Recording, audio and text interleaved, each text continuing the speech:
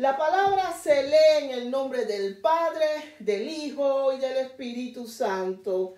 Amén. Es pues la fe, la certeza de lo que se espera, la convicción de lo que no se ve, porque por ella alcanzaron buen testimonio los antiguos. Por la fe entendemos haber sido constituido el universo por la palabra de Dios, de modo que lo que se ve fue hecho de lo que no se veía. Amén, gloria a Dios, bendito es el Señor.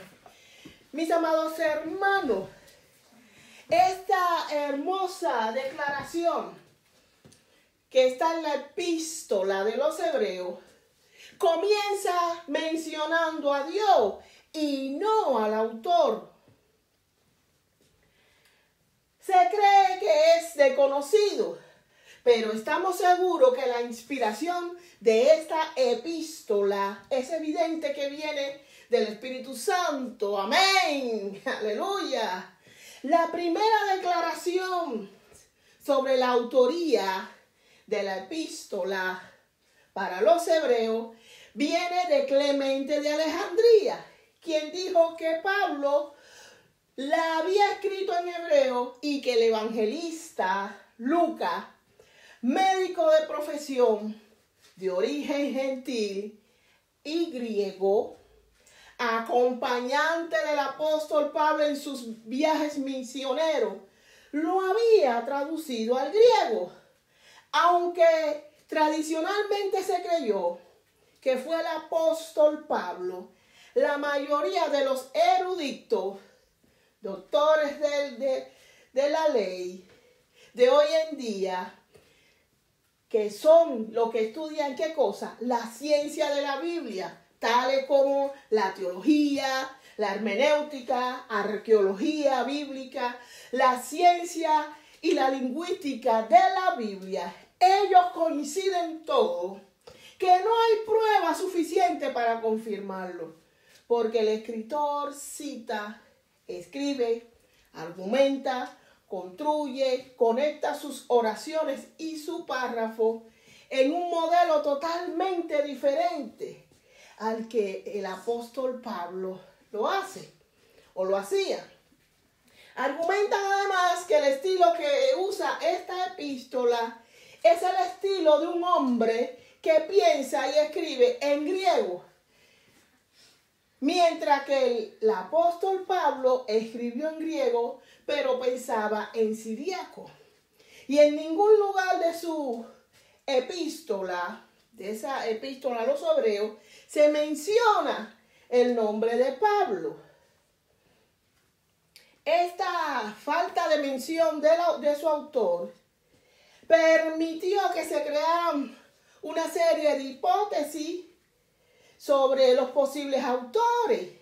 Se cree que fue Bernabé, Pablo, Lucas, Priscilias y Aquilas, todos evangelistas, aleluya.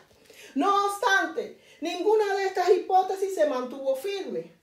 Conclusión: la epístola de los hebreos es anónima. Y el propósito de esta carta es fijar la mirada en Cristo. El autor nos exhorta a no dejarnos seducir por engaño. Una advertencia válida para las congregaciones de este siglo. Aleluya. Así que le invito a que le léanla. El autor de la epístola de los hebreos nos dice en este capítulo 11 que acabamos de leer, que nosotros debemos de estar convencidos de que Dios existe, aun cuando no lo podamos ver. Que Él creó con una sola orden suya todo lo que podemos ver ahora. Todas las cosas que no se podían ver por su palabra fueron hechas. Debemos de confiar en Dios, porque es totalmente seguro que vamos a recibir lo que esperamos aún sin poderlo ver. Aleluya. ¿Cuánto alaban a Dios por eso? Bendito es el Señor. La Biblia no habla de hombres y mujeres de fe, como por ejemplo Abel. Abel, el segundo hijo de Adán y Eva. Abel tuvo fe en Dios y Dios lo consideró que era justo. Él aceptó sus ofrendas, porque las ofrendas de Abel, lo que él escogió era muy especial para Dios. Él escogió las primeras crías, las más gordas de sus ovejas, la más hermosa, y se la llevó a Dios como ofrenda. Mientras que la Biblia dice que Caín, su hermano mayor, escogió el fruto de la tierra, la cual estaba maldita.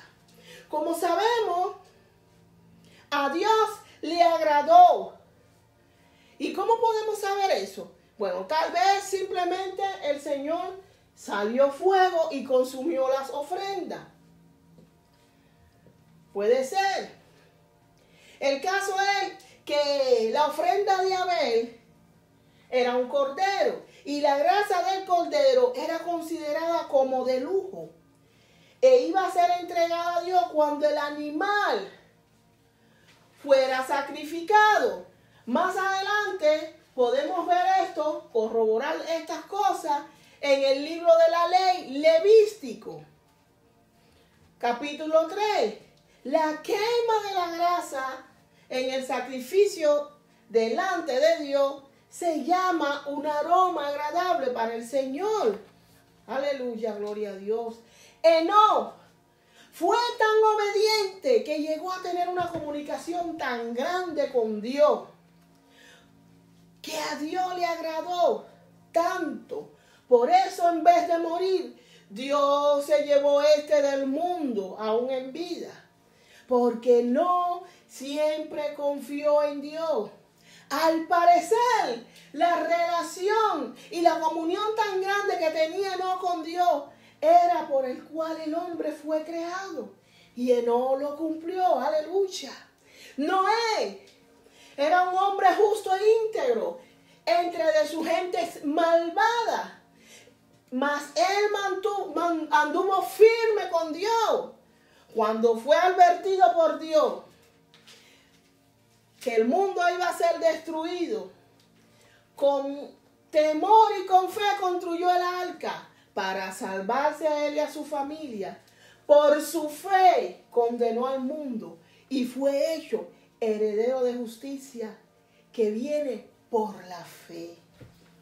Abraham confió en Dios saliendo de su tierra para ir al país que le daría. Aún no sabía dónde iba. Y debido a su obediencia inquebrantable y a su confianza excepcional en Dios y en sus promesas, aun cuando humanamente parecían imposibles, hoy lo conocemos como el padre de la fe, el amigo de Dios. ¿Cómo yo puedo también serlo? Aleluya.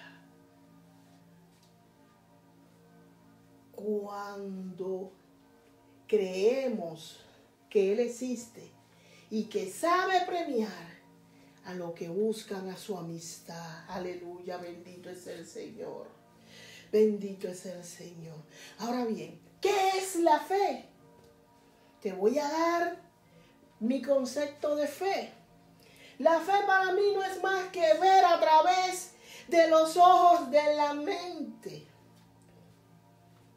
Que usted recibe lo que anhela y desea fervientemente en su corazón mucho antes de recibirlo. ¿Qué es los ojos de la mente? Se preguntará. Pues ellos son la imaginación. Y la imaginación a su vez son los pies del alma, del espíritu, la cual no están conectadas a la realidad física que usted vive, que nosotros vivimos. Pero atención, hay algo muy importante que debemos tener en cuenta. La Biblia nunca nos ha recomendado dar un salto ciego de fe. La fe tiene que ser entendida espiritualmente. Por ejemplo, le traigo un lamentable suceso de salto ciego de fe, contado por el pastor evangelista y misionero David Joguichon. Él fue el fundador de la iglesia El Evangelio Completo de Yoido en Seúl, ministerio que él comenzó en una tienda de campaña. Escuchen bien, hasta convertirse en una congregación global, la iglesia más grande del mundo.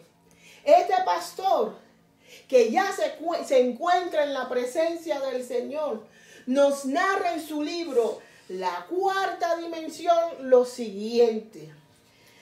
Nos dice que cierta vez una pastora, cuyo nombre no voy a mencionar, tenía un gran ministerio en las montañas de Samgak, con miles y miles de jóvenes asistiendo cada noche. Al parecer era un gran avivamiento. Cuando ella predicaba y se paraba delante de la plataforma y las personas pasaban al frente, caían al suelo como heridas por un rayo, tocado por el poder del Espíritu Santo. Sucedió que durante una semana llovió torrencialmente y los ríos se desbordaron. Y un grupo de jóvenes que deseaban asistir a ese culto llegaron a la orilla del río, pero las reuniones eran en el pueblo que estaba al otro lado del río. Pero el río estaba, ¿qué? Muy crecido. No había puente, no había bote. Y los jóvenes, al ver esto, se desalentaron. Pero 3 chicas se juntaron y dijeron lo siguiente: ¿por qué nosotras no podemos cruzar este río? ¿Acaso Pedro no caminó por las aguas? El Dios de Pedro no es el nuestro. También el Jesús de Pedro es nuestro también. Y la fe de Pedro es nuestra fe. Creyeron en esa fe de Pedro. Nosotras queremos y vamos a caminar sobre las aguas también. Miren, mis amados hermanos, el pastor nos dice que el río estaba muy crecido y la corriente era muy fuerte. Las 3 chicas se arrodillaron, oraron, se tomaron de la mano, repitieron las escrituras, entraron al agua, se sumergieron e inmediatamente, lamentablemente, 3 días después, hallaron sus cadáveres flotando en el mar. Ay, misericordia. El pastor nos dice que este hecho convulsionó a toda Corea del Sur. Los periódicos empezaron a criticar y a atacar la fe de los cristianos. Sus titulares eran: ¿por qué el Dios de los cristianos no contestó la oración llena de fe de esas jóvenes que creyeron? Los incrédulos con esta gran tragedia se sintieron en un gran triunfo. Esta tragedia trajo depresión y desaliento a muchos cristianos que no sabían responder a las burlas y a las preguntas de por qué Dios nos salvó. La fe de esas 3 chicas. Aunque el pastor no lo menciona, seguramente que el avivamiento decayó un poco. Nuestro adversario se salió con la suya al tentar a aquellas jóvenes y llevarla a su propia ruina, trayendo así con esta situación depresión, tristeza en los familiares, en el pueblo, y aumentar la fe, pero la fe negativa de los incrédulos, de que no hay un Dios. Y así acabar con la fe de muchos. Ahora bien, la pregunta es: ¿acaso las 3 jóvenes no tenían la misma fe de Pedro? Pues la respuesta es sí. Pero hay una diferencia radical entre esa fe. Las tres jóvenes tenían fe y tenían información de las Escrituras, pero Pedro conocía y caminaba con Dios, algo muy diferente. La Biblia nos dice claramente en el libro de Oseas 4, versículo 6, mi pueblo perece por falta de conocimiento. Esta frase no está en el pasado, está ahora en el presente, que es eterno. Aleluya, gloria a Dios. Tú que me escuchas, hay una gran diferencia entre saber y conocer. Según el diccionario de la Real Academia Española, saber es tener noticia, conocimiento de algo. Se usa para hechos de información específica, habilidades. Saber algo implica tener datos de conocimiento teórico obtenido de una forma indirecta a través del estudio. Mientras que conocer es averiguar por el ejercicio de las facultades intelectuales la naturaleza, cualidades y las relaciones de la cosa. Es tener familiaridad o experiencia directa con personas, lugares y objetos. Implica tener un conocimiento más personal y experimental y sensorial. Mis amados hermanos, desde el punto bíblico, desde el punto de vista bíblico, conocer es tener una relación íntima con Dios, basada en ¿qué? La experiencia y la fe. Y el saber es poseer entendimiento divino y sabiduría para aplicar esa verdad en la vida. Aleluya. El apóstol Pablo nos dice en la carta a los Romanos, en su capítulo 10, versículo 17, que la fe viene por el oír y el oír por la palabra de Dios. O sea que la fe viene por oír la palabra de Dios. Las tres jóvenes sabían la palabra de Dios y se lanzaron con su fe al agua. Lamentablemente parecieron por falta de conocimiento. Ellas conocían el logo. ¿Qué es el logo? Es la palabra traducida al griego, palabra de Dios. Pero el apóstol recibió el rema de Dios. ¿Cuál es la diferencia? ¿Qué es el rema? ¿Qué es el logo? Mis amados hermanos, ¿qué es el rema de Dios? El rema de Dios es una palabra o frase específica que Dios habla directamente a una persona en un momento dado.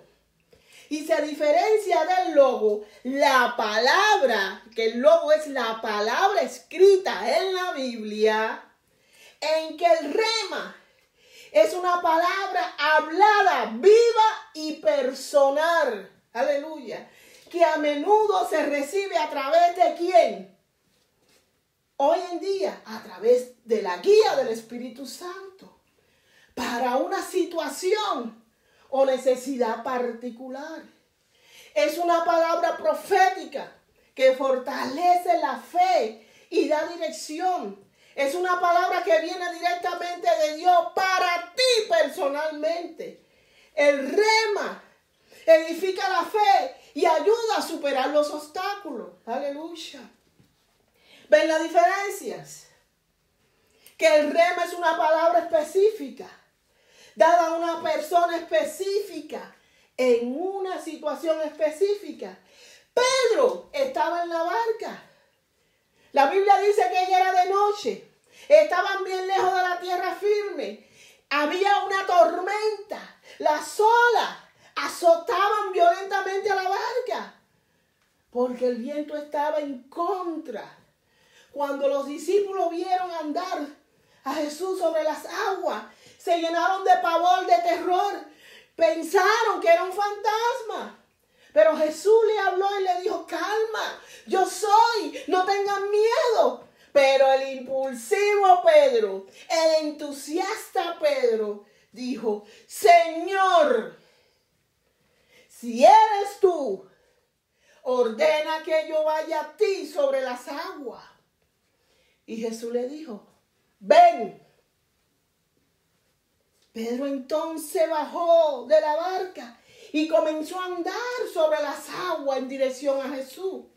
Pero al notar la fuerza del viento, tuvo miedo y comenzó a hundirse. Señor, sálvame, gritó Pedro. Al momento Jesús lo tomó de la mano y le dijo, ¿por qué tiene tan poca fe? ¿Por qué dudaste, hombre? ¿Quién le dijo a Pedro que entrara en las aguas? Jesucristo, ¿verdad? ¿Y qué dice el apóstol Juan en su evangelio? ¿Quién era Jesucristo? Juan 1 dice, en el principio, Él era el verbo y el verbo era Dios. Este era en el principio con Dios y todas las cosas fueron hechas por Él. Y sin Él nada ha sido hecho. Aleluya. En Él estaba la vida y la vida era la luz de los hombres. El apóstol Pedro recibió el rema del logo. Aleluya. Por eso caminó por las aguas, porque Dios lo autorizó. Dios le dijo, ven. Aleluya.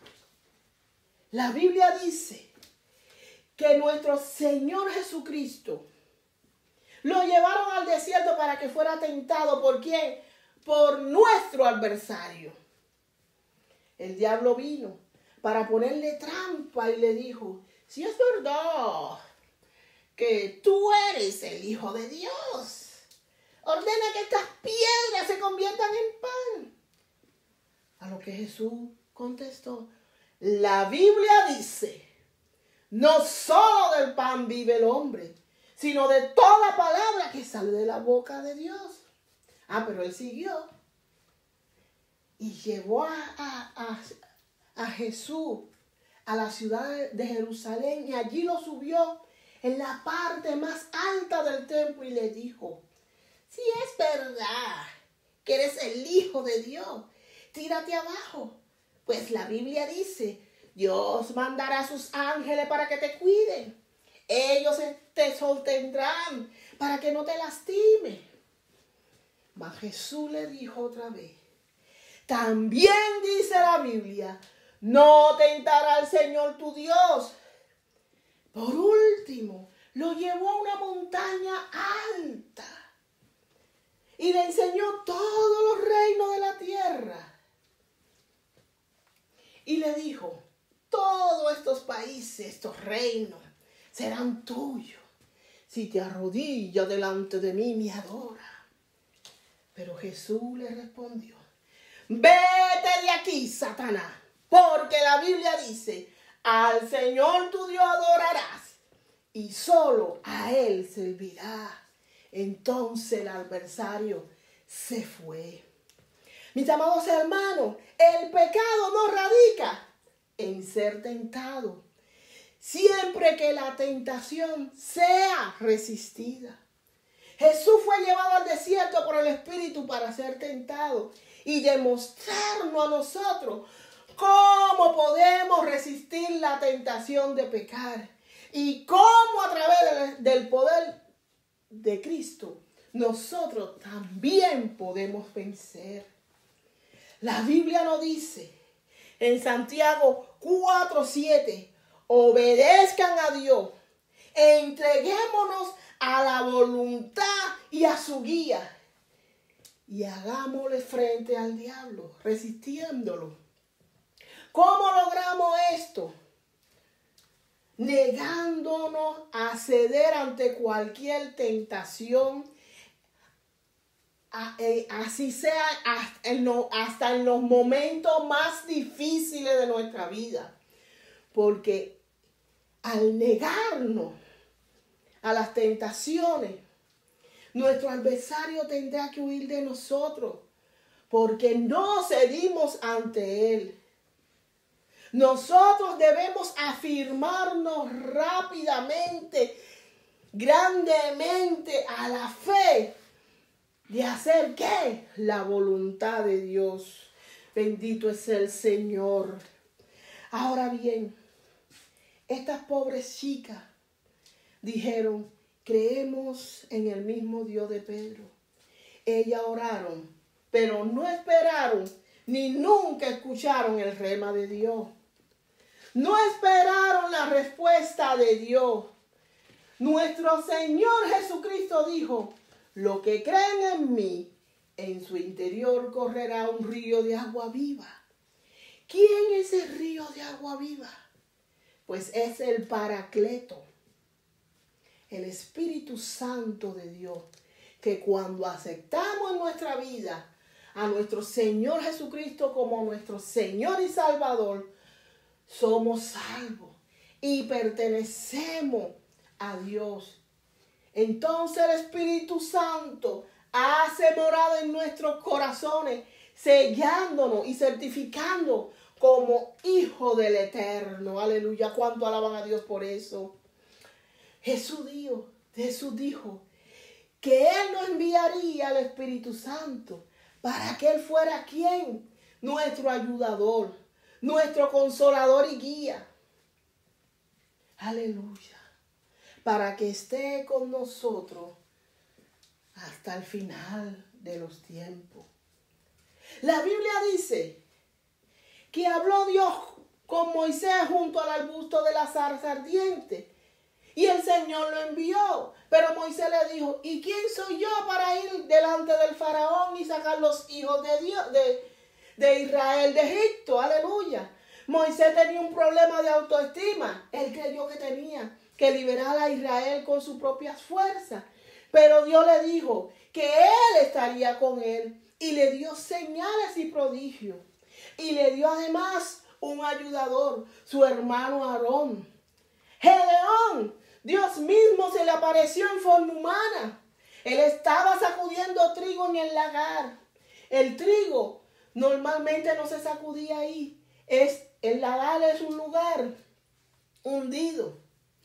El trigo tenía que ser sacudido en lugares abiertos para que la brisa se llevara la paja. Aleluya. Pero esta era una situación humillante por la cual estaba pasando Israel. Porque cuando ellos tenían la cosecha de trigo, tenían que esconderse. Porque en cuanto ellos recogían la cosecha y sacaban el trigo, venían los madianitas y se llevaban todo lo que tenían. Aleluya. Y Dios llamó a este hombre, un hombre que tenía miedo, cobarde, pero lo llamó fuerte, valiente, y le dio, y este no se conformó. Gedeón le pidió una señal a Dios. La Biblia dice que esos grandes hombres que fueron llamados por Dios siempre le pidieron una señal antes de actuar a Dios. Pedir una palabra de confirmación no es malo, ni Dios lo ve como de confianza. Al contrario, Dios nos da confirmación para que a través de esa confirmación nuestra fe aumente más. La Biblia también nos habla que había una mujer llamada Ana. Sufría mucho debido a su esterilidad y las provocaciones constantes de Penina, la otra esposa de su marido, Elcana.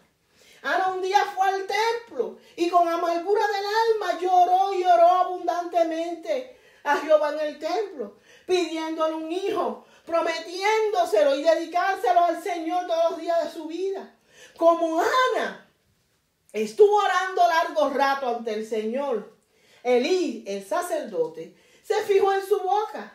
Sus labios no se movían, pero debido a que Ana oraba en voz baja y no se oía su voz, Elí pensó que ella estaba borracha. Ana le dijo, no me tome usted, Señor, como una mala mujer. He pasado este tiempo orando debido a mi gran angustia y aflicción. Mas el sacerdote le dijo, vete en paz, que el Dios de Israel te conceda lo que has pedido. ¿Quién era Elí para decir eso? Pues Elí era el representante de Dios en la tierra. Era el sumo sacerdote y juez de Israel. Él dio la orden y fue hecho. Aleluya, cuánto alaban a Dios. Mis amados hermanos, la Biblia dice que los planes de Dios no son igual a los de nosotros. Muchas veces los planes de Dios no van a estar de acuerdo con nuestro deseo. Jesús mismo en el huerto Getsemaní oró a Dios. Padre, como deseo, Señor, que tú quites esta copa de mí, que me libere de este sufrimiento, pero que no sea lo que yo quiera, sino lo que tú quieras. ¿Y que se cumplió la voluntad de Jesús? Pues no, se cumplió la voluntad de Dios, porque tal como la metáfora, era necesario que el grano de trigo cayera a tierra y muriera. ¿Para qué? Para que pudiera dar muchos frutos y en abundante. Aquí el grano de trigo representaba la muerte y el sacrificio, la resurrección de una nueva vida abundante y fructífera en Jesús. Los frutos de esa gran cosecha somos nosotros, la iglesia de Cristo. Aleluya, cuánto alaban a Dios. Él vino a restaurar lo que Adán perdió. Aleluya. Y se lo dio a ti y a mí, que somos su iglesia. Mis amados hermanos, cuando nosotros actuamos por soberbia y nos dejamos llevar por ella, siempre vamos a ir directo hacia el fracaso. Pedro recibió la orden, el rema de caminar por las aguas. Pero cuando él dejó de mirar a Jesús, aún teniendo la palabra, el rema de que todo le iba a salir bien, que podía caminar, podía hasta correr, saltar en el agua, cuando dejó de mirar a Jesús, se hundió. No podemos ir por la vida, mis amados hermanos, tentando a Dios. Jesús era la palabra. Todas las cosas fueran hechas por Él. Y sin Él nada se ha podido hecho, mis amados. Mas sin embargo, Jesús, siendo Dios por naturaleza, no consideró igualarse al Dios, sino que se aferró, se rebajó voluntariamente, tomando ¿qué cosa? La naturaleza de siervo. Se humilló, haciéndose semejante a los seres humanos. Obediente hasta la muerte, y su muerte fue muerte en la cruz. Como yo también puedo. Es el tema. Andar como caminó Enoc, como Noé, como Abraham, como Moisés, como Gedeón, como anduvieron los apóstoles. ¿Cómo puedo yo también recibir la misma bendición que recibió Ana, Sara y Rebeca debido a su esterilidad? Y aún así oraron, confiaron y tuvieron a sus hijos. ¿Cómo puedo yo también andar por el mar, tal como caminó Pedro por las aguas? Mis amados hermanos, no se trata de que nosotras queremos impresionar a otros.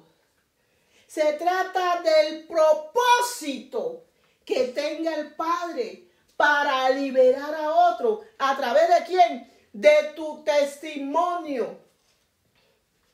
Mis amados hermanos, oremos, aunque sea 1 hora, para no caer en la tentación. Y pidámoslos humildemente a nuestro Padre que nos permita que pasemos por prueba a la que no estamos preparados. No es con tu fuerza, no es con nuestra fuerza, sino con la fuerza del Espíritu de Dios. Aleluya, bendito es el Señor. Mis amados hermanos, no tentemos a Dios. Juan, ¿cómo yo puedo andar como andaron los antiguos? Obedeciendo, conociendo, teniendo una comunión íntima como la tuvo esos grandes hombres de fe. Dios es el mismo de ayer, de hoy y siempre.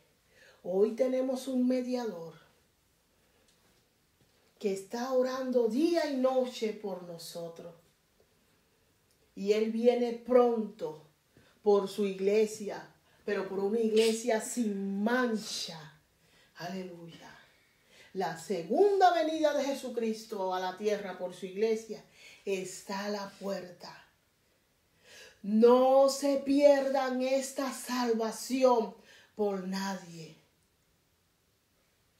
Recuerden, Cristo viene pronto. Que Dios me lo bendiga. Shalom, shalom.